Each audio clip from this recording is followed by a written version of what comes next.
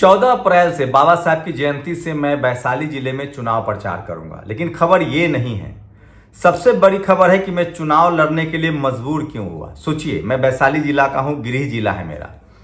पिछले 75 साल से वहां कोई दलित, पिछड़ा, अल्पसंख्यक चुनाव जीत के नहीं आया है। इस बार कम से कम बिहार में लालू प्रसाद यादव जिस तरह से टिकट दे रहे थे, उम्मीद थी कि वो बहुजनों का रिप्रेजेंटेशन देंगे। और सोचिए, उन्होंने दिया भी है। किस तरह से अशोक महतो को जिस तरह से उन्होंने टिकट दिया, वो एक बड़ा फैसला है जिससे उनको सीधे सीधे फायदा मिलेगा। लेकिन वैशाली जिला की बात करें तो वहां चिराग पासवान की पार्टी ने भी 52 कैंडिडेट दिया है।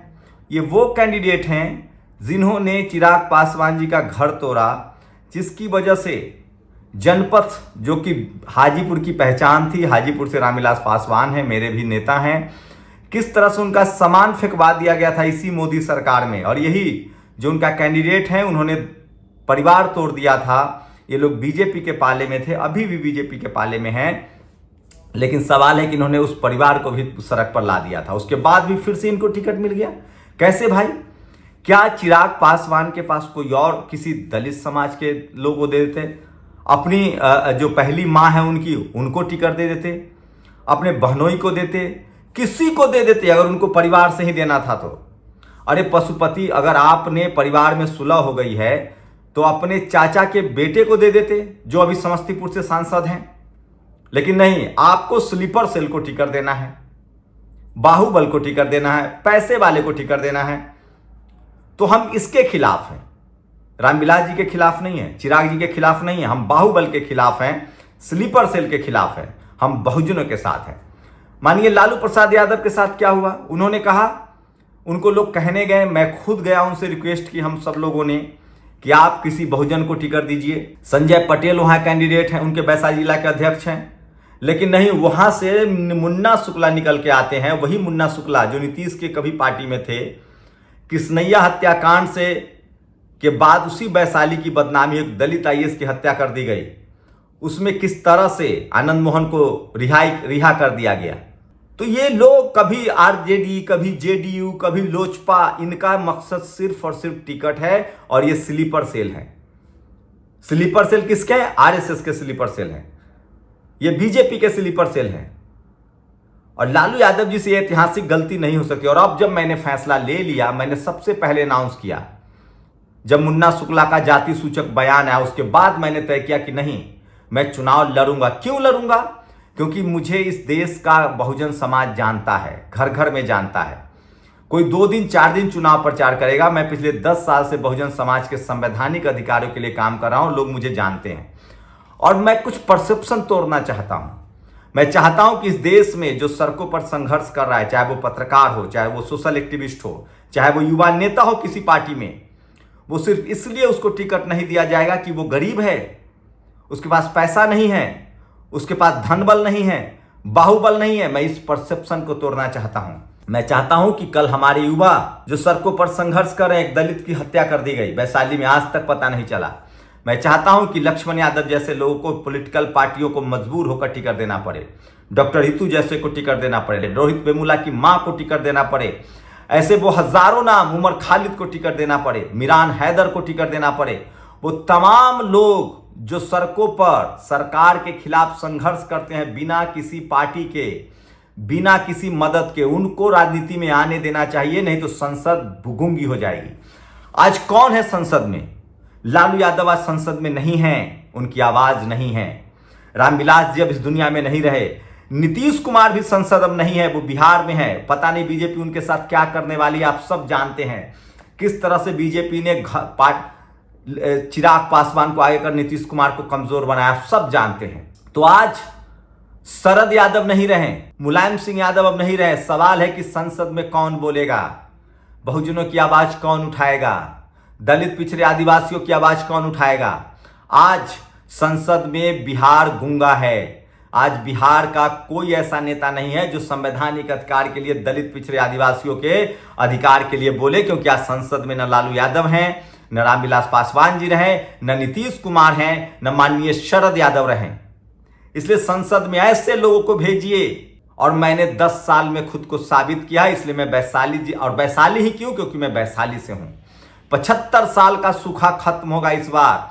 और जिन लोगों को गुमान है ना कि धन बल और पैसे के बल पर ही चुनाव जीता जाता है, वो भी गुमान वैशाली की जनता तोड़ देगी, क्योंकि मैं जानता हूं कि वहां के पिछड़े, वहां के दलित, वहां के अल्पसंख्यक त्रस्त हैं, जातिवाद से त्रस्त हैं, मनुवाद से त्रस्त हैं। उनको पता है कि उनकी बात करने वाला कोई नहीं है जो पैसा देकर टिकट लेकर आएगा, जो हर साल मौसम के हिसाब से पार्टी बदलता है।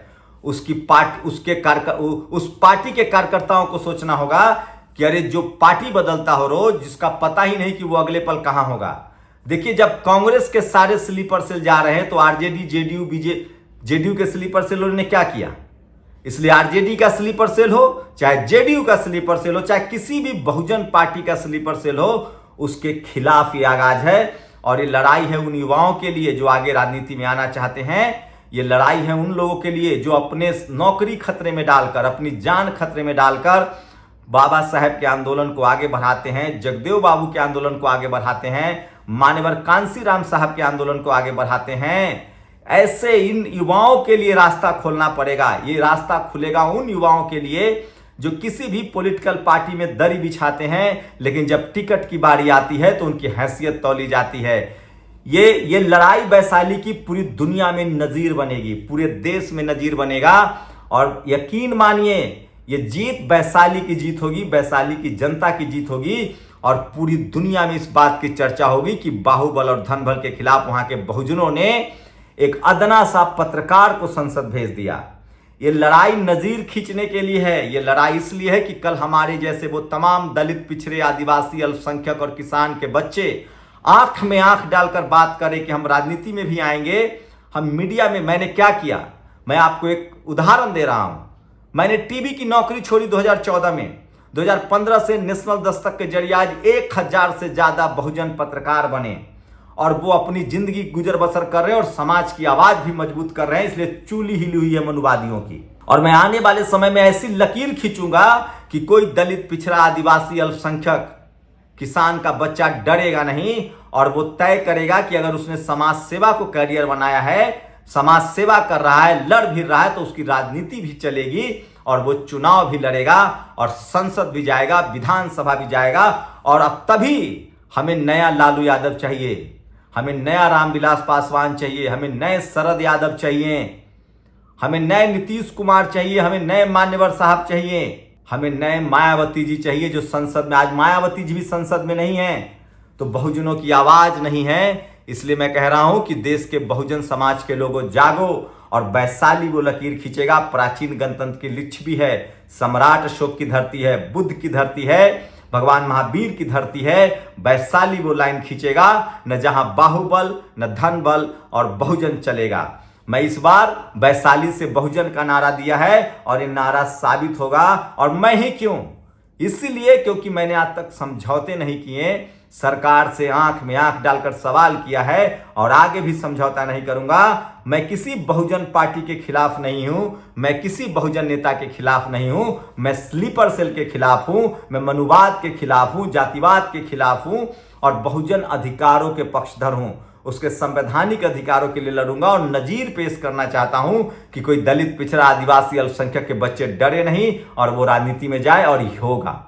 वैशाली की जनता ने इस बार मन बना लिया है, खासकर दलित, पिछड़े और किसान समाज ने, अल्पसंख्यक समाज ने मन बना लिया है। जब से मैंने ऐलान किया है 1 लाख से ज्यादा कॉल वैशाली के आ चुके हैं। 1 लाख मतलब 5 लाख वोट होता है, 1 लाख कॉल। तो सोचिए 14 अप्रैल बाबा साहेब की जयंती, उस दिन से वैशाली में चुनाव प्रचार का आगाज होगा। और वैशाली में न धनबल न बाहुबल, इस बार चलेगा बहुजन और इस बार वैशाली की जनता जीतेगी, वैशाली की जनता संसद जाएगी और वैशाली पूरे देश में एक नजीर पेश करेगा कि इस देश में जो 90% आबादी है उसका रिप्रेजेंटेशन 75 साल में जो नहीं हुआ था, उस इतिहास को बदलेगा। तो तैयार हो जाइए, कमर कस लीजिए। और इस बार न धनबल न बाहुबल, इस बार चलेगा वैशाली में बहुजन और 14 अप्रैल से चुनाव प्रचार का आगाज। शुक्रिया। नेशनल दस्तक की आपसे गुजारिश है कि अगर इसको बचाना चाहते हैं तो नेशनल दस्तक को सब्सक्राइब करने के लिए रेड कलर के सब्सक्राइब बटन को दबाएं, फिर बेल आइकन की घंटी दबाएं। नेशनल दस्तक को बचाने के लिए बहुत जरूरी है कि हर खबर को शेयर करें, लाइक करें, कमेंट जरूर करें।